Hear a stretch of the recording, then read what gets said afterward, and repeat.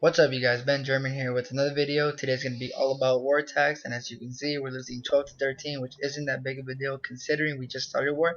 But what is a big deal is our 1 star, which was a 50% pretty epic attack with an epic finale, one of my closest 50% yet. You got to go check that out in the Noah's Ark video if you want to see it. If you don't, continue on this video, which is a cleanup attack from our first attack. For our second attack, which is a standard GoWiPe, but instead of using 2 golems like a lot of players use, I use 4. 3 in my army camps and 1 in my clan castle. There goes the third one, just gemmed up because we don't want to wait the 2 minutes.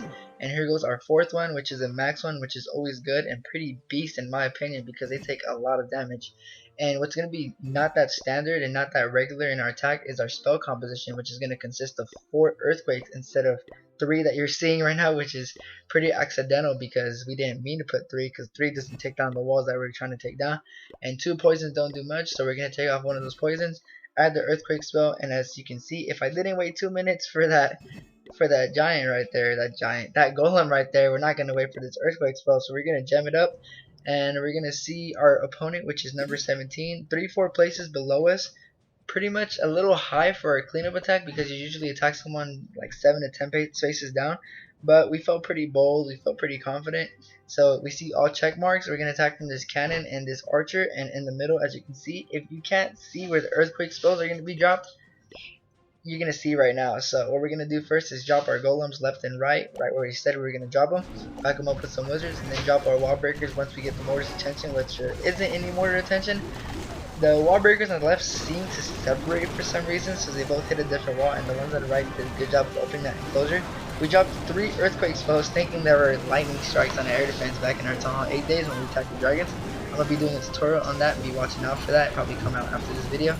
And as you can see, we have a perfect funnel towards the middle. We have all our troops going in there, and we're going to drop a perfect heal spell, healing everything up to the max. Golems, P.E.K.K.A, other P.E.K.K.A also, and the one on the left is going to get melted by this dragon. We're going to drop a poison, try to slow it down, but that's not going to be enough to slow it down from destroying our P.E.K.K.A. We're going to drop another heal spell in the middle in hopes of getting everything up to 100%, keep everything alive for most of the raid. The dragon's going to swing in towards the middle, and it's going to lock onto our max golem, hopefully. That's what we're hoping for. Nope, it's taking out one of our wizards, and let's see if it locks onto the golem. It is going to lock onto the golem, and our other 3 wizards are going to have fun with taking out this dragon fairly easily because it's locked on the golem. So it looks like we have the 2nd star already. Not much to worry about now. Solid attack so far, but we're going for the 3 stars so we can have all the lower Town Hall 9s 3 star like this one. So we can have this wizard on the left working on the elixir storage. We have the Barb King burning through this wall. Started getting targeted by the Archer Tower and that cannon, so we're gonna have to use his ability.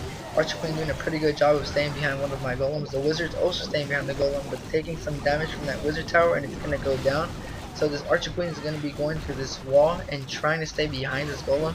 Let's see if the golem does a good job. It's starting to swing in. Let's see if it keeps the attention of that cannon. But if the golemite goes down, it's gonna, or the golemite, I don't know why I said golemite, I don't know if that's how you really say it, but if it goes down, it's gonna target our Archer Queen, and it looks like it's about to go down pretty soon. Let's see if it targets our queen. Yeah, it did target our queen, so we're gonna be forced to use her ability right about now.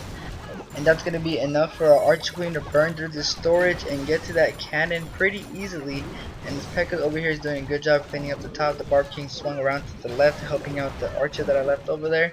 And it's a matter of beating the clock now. Let's see if everything can destroy all the remaining structures without time running out.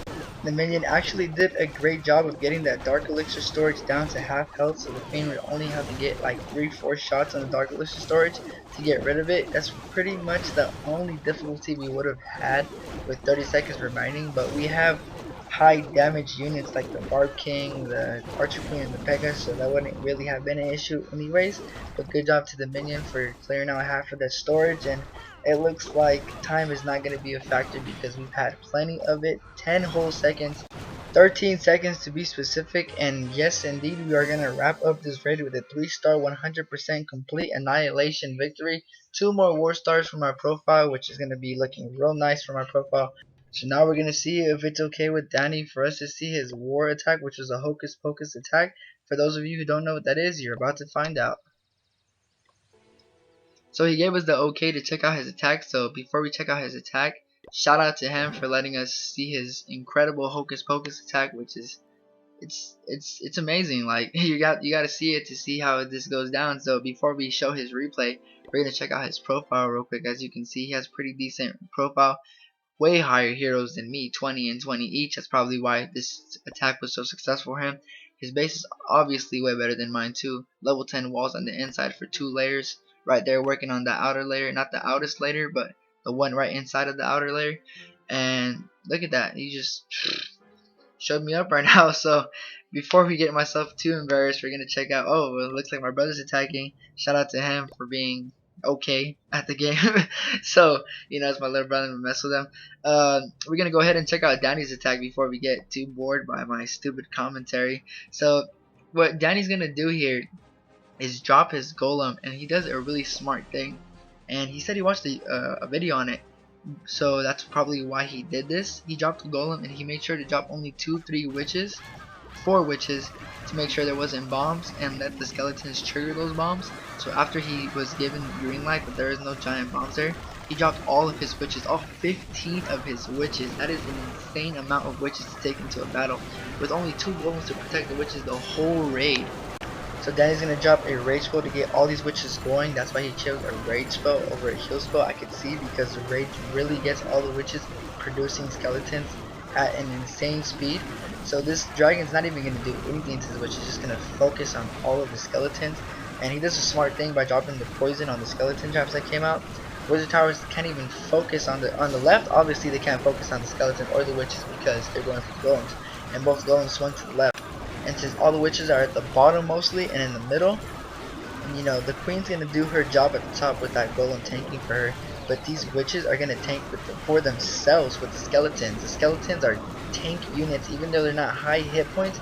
There's so many skeletons, you can't hit the witches, you can't touch the witches. They're making too many, too fast, and defenses cannot keep up with the production of the skeletons by the witches.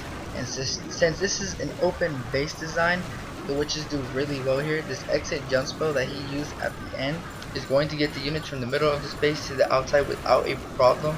It would have been a huge problem that jump spell was not placed there because of how high level the wall is. The golem is still in one piece over there tanking for the arch queen and the wizard. And as you can see at the bottom, the witches are producing the skeletons that are tanking for them, which is not an issue because they have plenty of witches still up. And only one defensive structure remains, which is going to be overrun by the skeletons. Danny's going to use the Archqueen's ability just to speed up the cleaning process. And as you can see, the Hocus Pocus strategy has prevailed over this base. 100% victory for Danny on his eagle, and 3 stars for Star Chamber.